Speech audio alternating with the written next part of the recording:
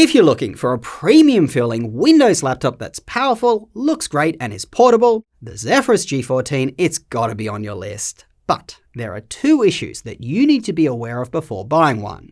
Firstly, the G14, it gets warm, even in very light use like browsing the web. If you are someone like me who finds a warm-feeling laptop uncomfortable, this one, it just isn't for you. Secondly, the G14's RTX 5070 Ti, it is underfed wattage and underperforms. That's when compared with other laptops with this GPU. In fact, on the GPU specifically, just like all gaming laptops in 2025, this one, it kinda got screwed by Nvidia.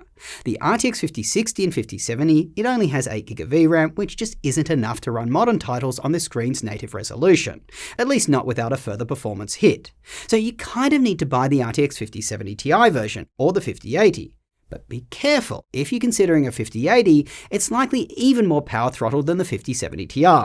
Look, I'm not saying don't buy a G14, it's a very good laptop. I'm just saying know what you are buying. There is a massive sacrifice by getting a laptop that's so small with so much hardware packed into it.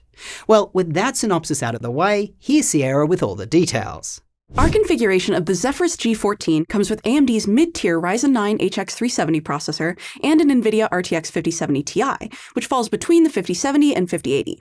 This config also has 32GB of RAM and 1TB of storage. Before completing our whole suite of tests, we like to make sure to test each mode to see how performance might differ and choose which mode to focus on. Starting with Cinebench, we tested all 4 stock performance modes through Asus's Armory Crate, and we were very impressed by this laptop. You do get less fan noise in its silent mode, but the Ryzen 9 HX370 CPU still performs very well here. It also draws less power. Unfortunately, the keyboard deck still gets quite warm in some spots where your hands might be, like the center keys and palm rest. This is despite the fact that it's doing a better job of keeping the processor cooler in this mode. It does throttle its performance less than the larger Zephyrus G16 did in silent mode though, so that's kind of interesting to see in a smaller form factor. Makes us think that the G16 could use some additional tuning. However, this Cinebench graph for the G14 really makes it evident that feeding this processor more than 50 watts starts to have diminishing marginal returns. We found this a bit disappointing, as the wattage limits for CPU and GPU are tied together unless you utilize manual mode. So that's what we decided to do in our time spy testing. We also utilized the third-party software G-Helper to see if that made a difference, as many people claim it does. Here you can see that our custom manual mode performs the best, but we don't think that max fans and the additional heat over G-Helper's profile make for a very enjoyable gaming experience. G-Helper's turbo mode also does better than Asus's stock turbo, while keeping the laptop cooler, so that's cool to see even though it only improves performance by about 2%. Another point of note here is that you can see that on average, the G14 doesn't appear to be able to draw more than 90 watts of power between the CPU and GPU for this test. In actual gaming, it does draw more. You'll see it hit around 115 watts max. This is still less than what the manufacturer states for peak power draw. Please be aware of this when looking at gaming laptops in general. We've noticed this delta a lot, particularly in smaller ones. Given that most people will just run Asus's turbo mode and won't bother with manual or G-Helper, that's what we're going to show you moving forward. This is also in line with the other laptops we are going to compare it to, which are at their highest stock performance modes. We just wanted to let you know that there are options for better performance if you're down to do some customizations. Now, the biggest negative about this laptop is its constant warmth. As Josh said, this laptop gets warm to the touch in every performance mode available, even on the left palm rest, which is important for gamers who are right-handed. The G14 does stay cooler than last year's versions during gaming tests though, which is impressive with its better hardware. It's also pretty comparable on the keyboard deck to similar machines such as the MacBook Pro 14 during CPU performance use. It does get warmer on the underside though.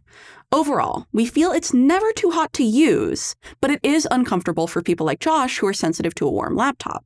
Just keep that in mind and be aware that it can even get warm in lighter use, like web browsing and office productivity tasks. You can see on screen it's significantly warmer in light use than a MacBook Pro 14 and a ProArt PX 13.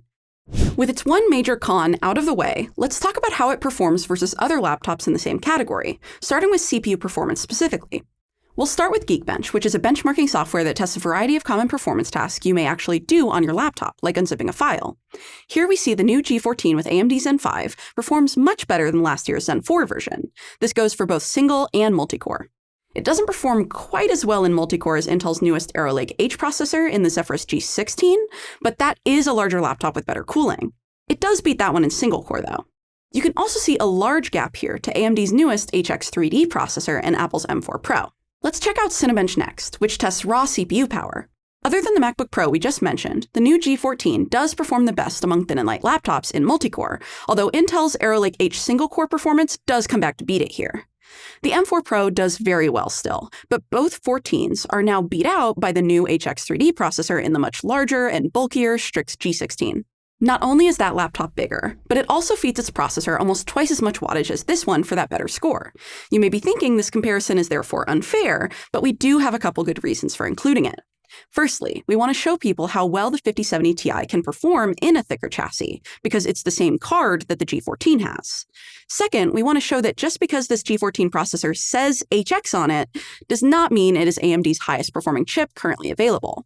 This may be confusing as Intel's highest tier processors in chunkier gaming laptops are labeled HX, and their mid-tier ones, like in the Zephyrus G16, are labeled with an H. They're always keeping us in business. Now, let's get into GPU performance, where comparisons to the Strix G16 will be more relevant.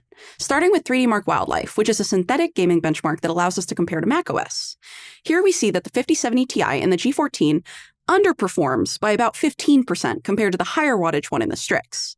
The new G14 also does about 34% better than the 4070 version. This makes sense as it's a generational jump as well as a step up to the next GPU tier. The MacBook Pro's 20-core integrated graphics fall just above the 4060 in last year's G14, so not really a competition there.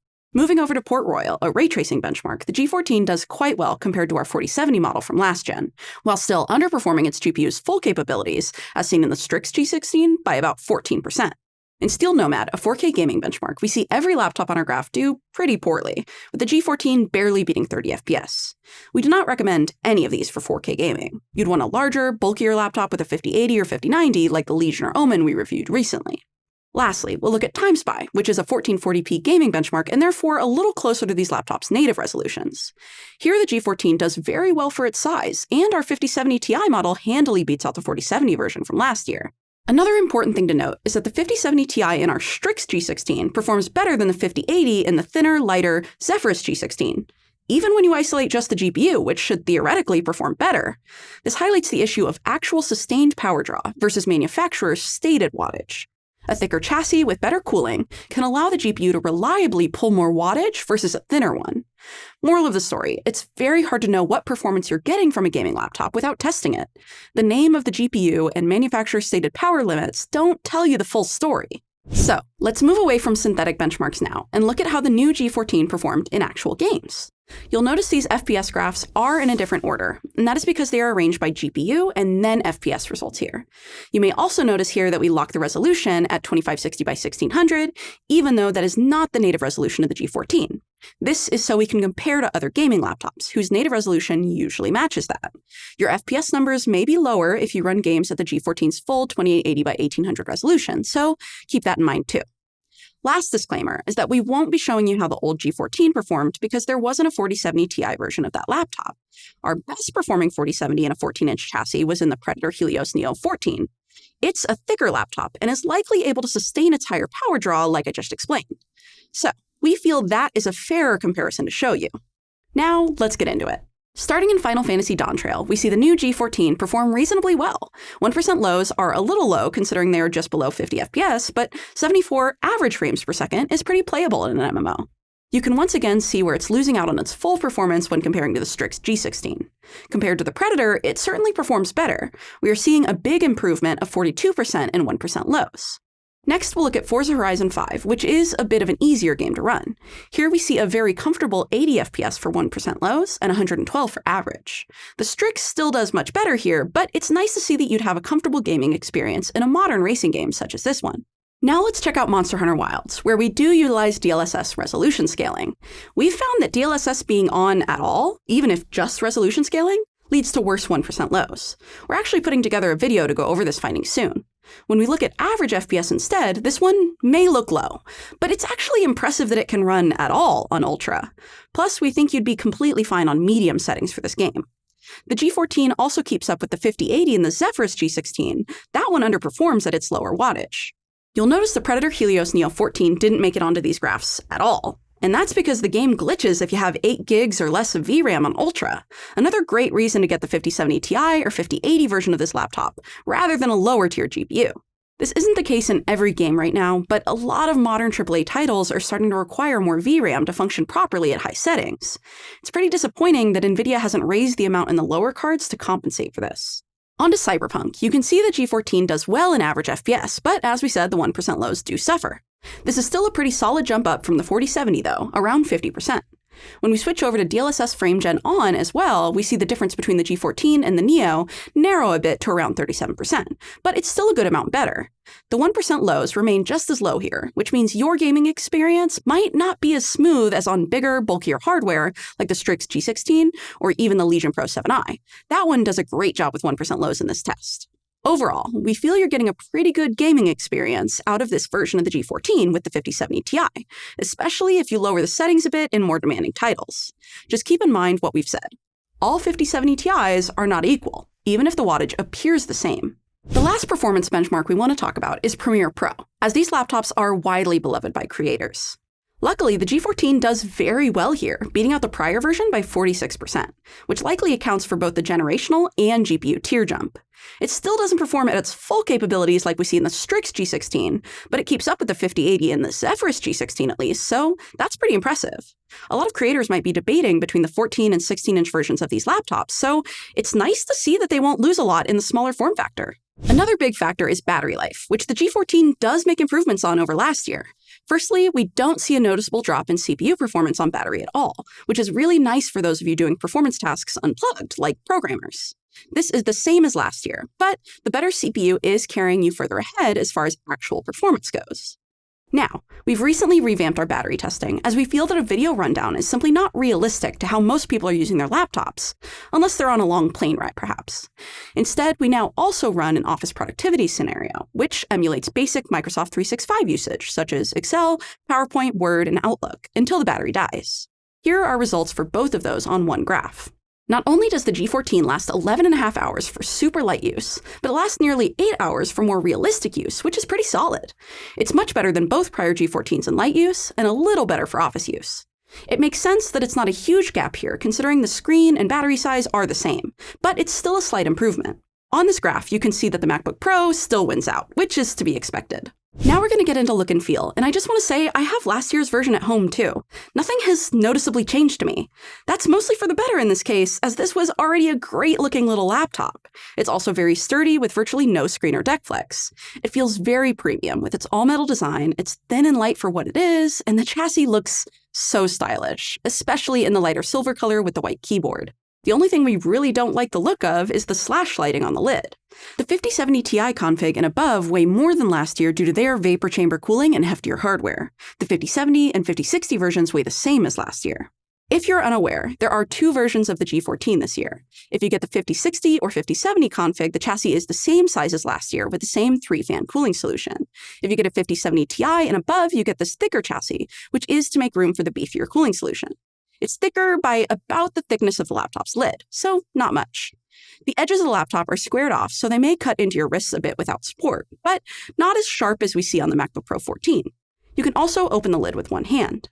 When you do, you'll be greeted by a high-resolution 2880 by 1800 OLED panel that goes up to 120Hz refresh rate. It's a vivid screen with great color accuracy and similar brightness to last year's. We would have liked to see it get over 500 nits to help combat reflections in brighter environments, though, since it is a glossy panel. However, we did not detect any PWM flickering or notice any screen door effect, both of which are nice to see, or rather, nice to not see. It also features advanced Optimus and G-Sync compatibility. The keyboard is attractive, as I said earlier, but it also feels satisfying to type on. It is less clicky than I normally like, with a bit of a softer press to the keys, but you may not mind that as much. I still found it very comfortable, and the softer presses helped it stay quieter. The RGB backlighting is always a nice touch, and although I couldn't confirm if it was per key based off of Ace's included customization options, it does appear to be. There is a little bit of backlight bleed around the keys. If you set the RGB color to be lighter, it can be quite hard to find which key is which as the key characters start to blend into the light-colored keyboard. Moving on to the trackpad. It's pretty basic. It has a smooth texture that leads to tracking feeling natural. My only nitpicks about the trackpad are that 1, the click is a bit loud, and 2, due to its larger size, you may experience palm rejection issues while typing. I didn't when I was typing normally, but I don't tend to place my hands that close to each other. Ports on this laptop are the same as last year, other than the second USB-C port on the right side. It now supports charging just like the one on the left. This gives you charging ports on either side, which is nice to see. Overall, there is an excellent selection of ports, which you can see on screen right now. Our only nit is that it doesn't offer Thunderbolt 5 when some competitors, like the MacBook, do. 1080p webcam of the Asus Zephyrus G14 does offer Windows Hello, but we feel it looks a little lower quality and a little orangey for its price range. When it comes to the speakers, the G14 actually has a pleasant, full sound to it. We were actually quite impressed. Here, take a listen.